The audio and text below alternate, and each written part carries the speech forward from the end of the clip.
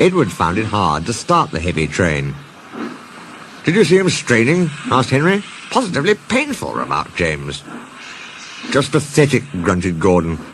"He should give up and be preserved before it's too late." "Shut up," burst out Duck. "You're all jealous. Edward's better than any of you." "You're right, Duck," said Boko. "Edward's old, but he'll surprise us all." Bill and Ben were delighted with their visitors. They loved being photographed and took the party to the workings in a brake van special.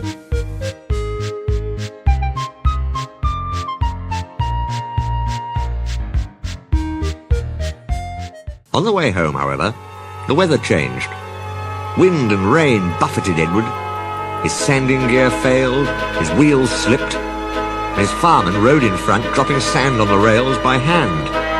"Come on! Come on! Come on!" panted Edward breathlessly. "This is dreadful!" But there was worse to come. Before his driver could check them, his wheels slipped fiercely again and again.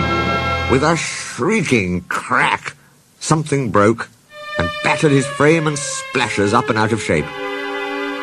The passengers gathered round while the crew inspected the damage. Repairs took some time.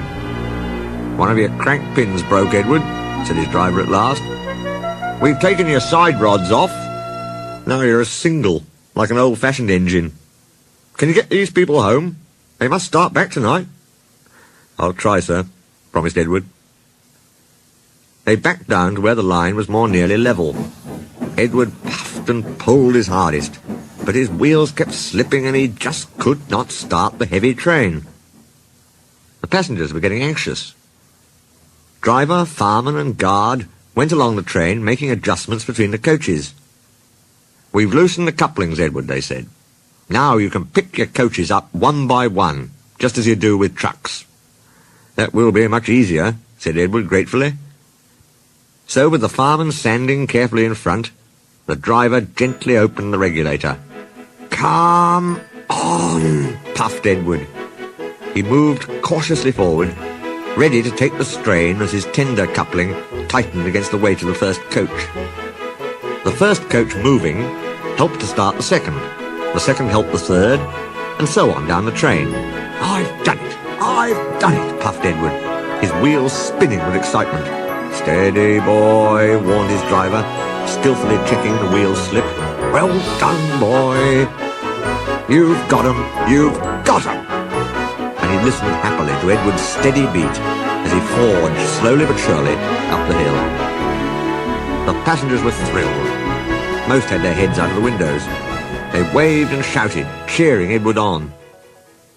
The fat controller paced the platform. Henry, with the special train, waited anxiously too. They heard a beep, beep. Then, battered, weary but unbeaten, Edward steamed in. The fat controller stepped angrily forward. He pointed to the clock. The excited passengers swept him aside. They cheered Edward, his driver and fireman to the echo before rushing off to get in Henry's train. Henry steamed away to another storm of cheers, but not before everyone knew Edward's story. Edward went thankfully to the shed, while Duck and Boko saw to it that he was left in peace. Gordon and James remained respectfully silent.